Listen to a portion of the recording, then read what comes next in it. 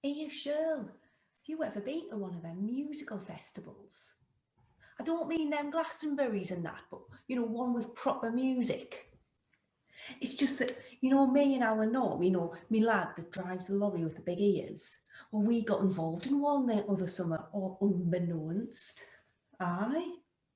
You see, Norm's mate, Walter, is a professional musician.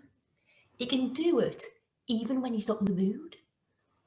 Anyway, he plays the clarinet by trade, but he's also in this group. And what do they call them? Yeah, they're record players. Aye, they play the recorder. I know it's kids' stuff. I did it at school and all. But well, you see, they're like the Walham Green concert group, and they do it proper. Like they do like little known rarities, as Walter says. Mhm. No, it's all like proper old time music with these names like Lord Ponsonby's Retreat and Little Jenny Sings. Aye. Anyway, I was round at Norm's mum's this one time and Walter comes by after it's had a rehearsal and he hears us whistling. Can he whistle at me like? I won a competition once, like in, on holidays, them silly talent competitions.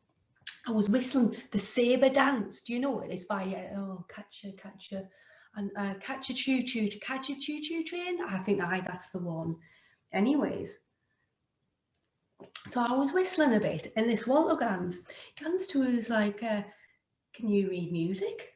I don't know. I was like, "Well, not so that you know." And he's like, "Ah, oh, it's a pity. You are deprived." And I'm like, "Well, if I like something, I can pick it up." And anyway, our Norm says, he says, "Well, but you didn't know where it's been." Anyways, we all had a laugh, right? And then Walter picks up on it again. He says, "Aye, but you are a really good whistler." And I'm like, "Aye, gift from the God that is." And he was like, "No, it really is. And in fact, if you could read them dots, you'd be actually very useful to me."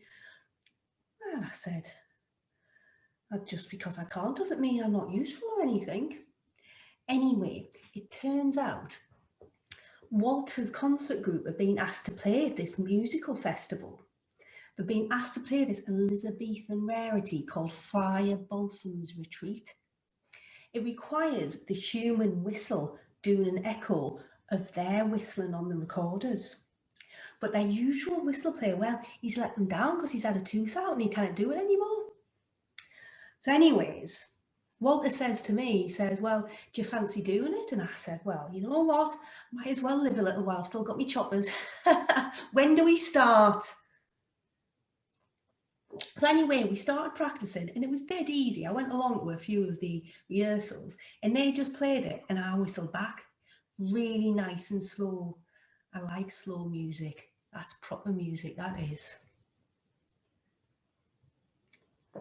So we rehearsed for a few weeks. I rehearsed on my own and then I'd sometimes rehearsed with them.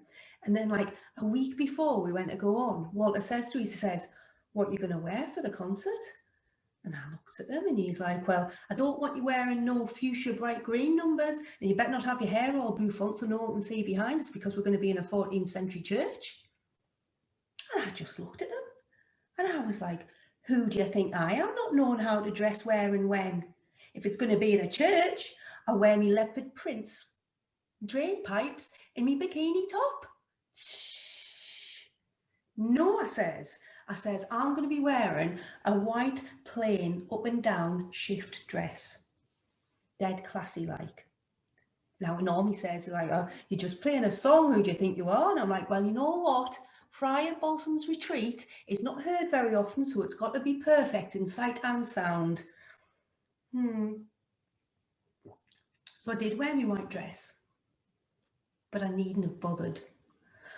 I was stood behind a pulpit so they could get the echo just right, so no one saw a single hair of us. Might as well kept me bloomin' plastic mac on, mightn't I? Anyway, the crowd seemed to enjoy it. They don't really applaud the church crowd, but you know that they like it cause, well, they breathe more heavy.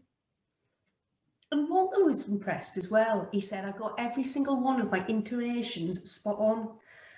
I'm not entirely sure what he meant, but I think he meant it well. And then our Norm, I mean, he couldn't come in. He was in the churchyard because he was afraid of me whistling and all of that.